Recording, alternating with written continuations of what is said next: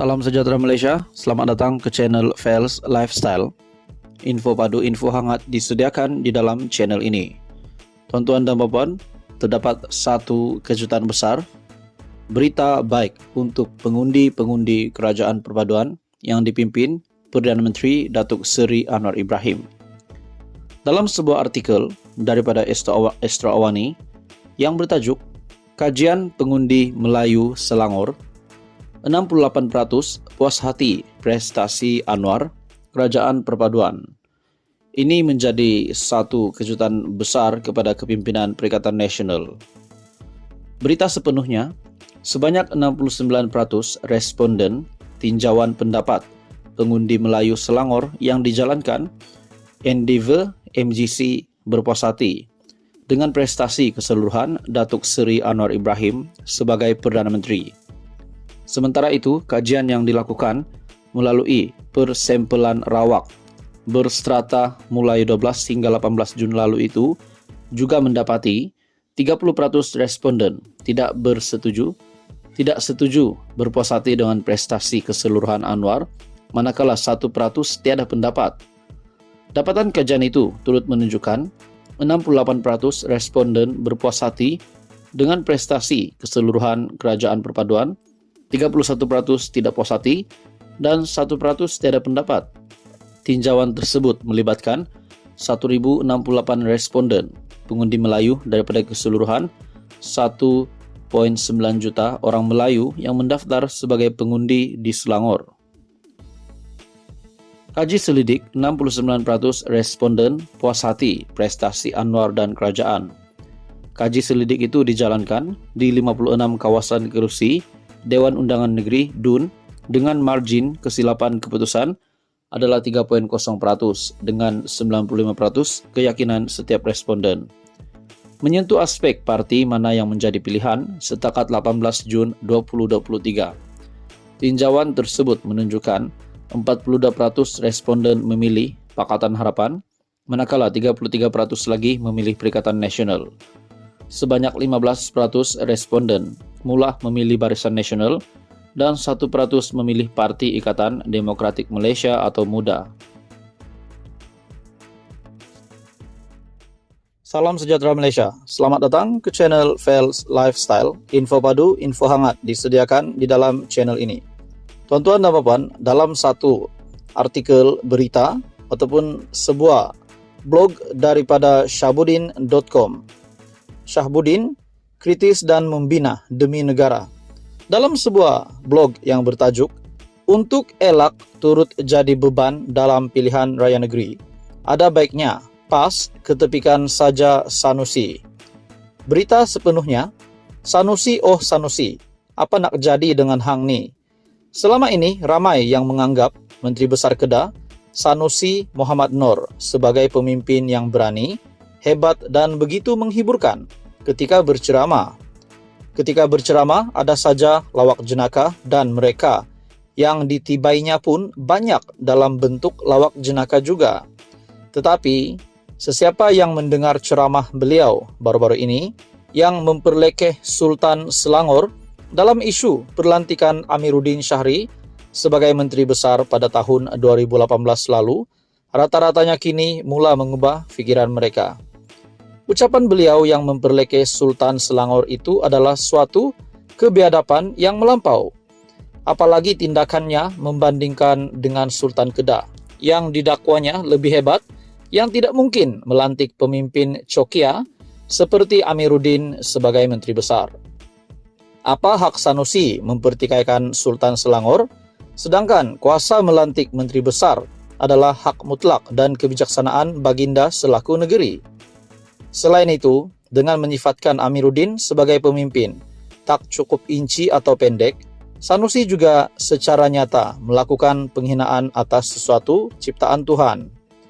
Walaupun menarik balik kata-kata tak cukup inci itu, perbuatan Sanusi tetap tidak boleh diterima kerana beliau adalah pemimpin negeri dan tidak seharusnya begitu celupar menghina bentuk tubuh seseorang bila bercakap di depan halayak yang terbuka. Sedarkah beliau, kalau mahu dikira tak cukup inci, Siapa lebih tinggi antara Amiruddin dengan Tuan Ibrahim Tuan Man, timbalan Presiden PAS sendiri? Kenapa juga Sanusi hanya menarik balik kata-kata tak cukup inci yang ditujukan kepada Amiruddin saja, tetapi tidak menarik balik perlekehannya terhadap Sultan Selangor?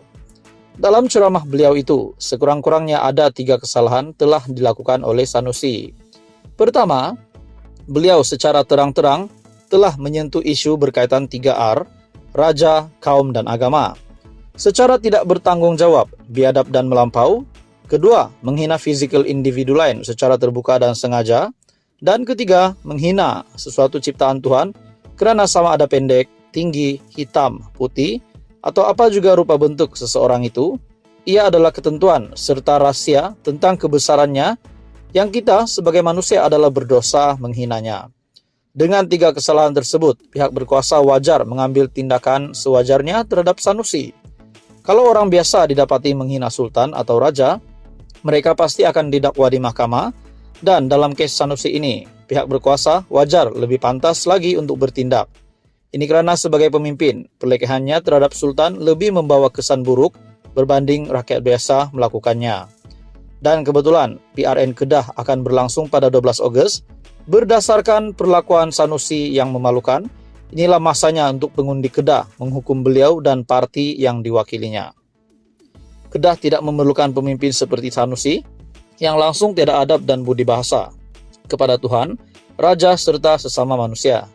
Orang Kedah wajib berasa malu daripada terus berketuakan Sanusi memimpin negeri itu.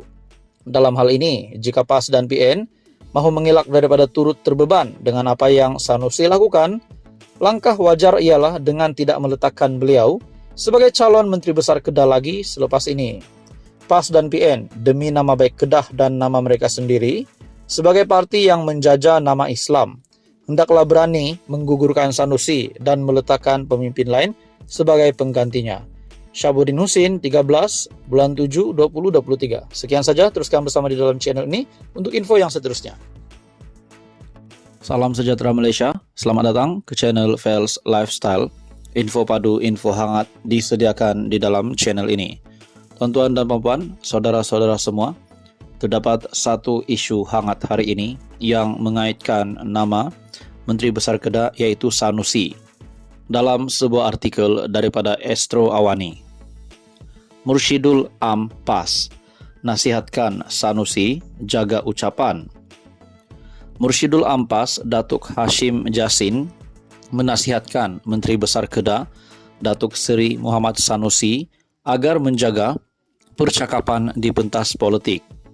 Hashim berkata, Muhammad Sanusi perlu memastikan apa yang diucapkan tidak menyentuh sensitiviti berkaitan kaum, agama, dan juga institusi diraja, yaitu 3R hingga menimbulkan kontroversi.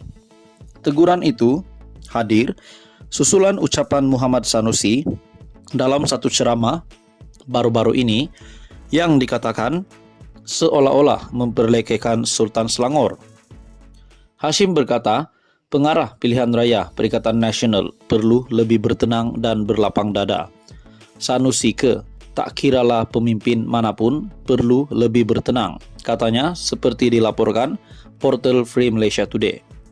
Susulan ucapan tersebut, Ketua Polis Negara Tan Sri Razaruddin Hussain mengesahkan Muhammad Sanusi disiasat bagi kesalahan berkait perkara 3R. Sebelum itu, Muhammad Sanusi yang juga Menteri Besar Kedah turut mencetuskan kontroversi menerusi sesi podcast Keluar Sekejap disiarkan Isnin lalu dengan mendakwa orang bukan Islam paling ramai ditangkap atas kesalahan memberi dan menerima rasuah. Mengakui Muhammad Sanusi sebagai pemimpin PAS yang agak keras, Hashim berkata ucapan menyentuh sensitiviti seolah-olah sukar dielak ketika masing-masing berada dalam mood pilihan raya. Bila berada atas pentas ceramah politik, kemungkinan itu ada, tidak boleh kawal percakapan kerana kita dalam mood pilihan raya. Perkara itu boleh timbul, katanya lagi. Hashim juga mengharapkan semua pihak boleh berlapang dada dan memaafkan sesama sendiri untuk mengelak pertikaian itu berlanjutan hingga ke mahkamah.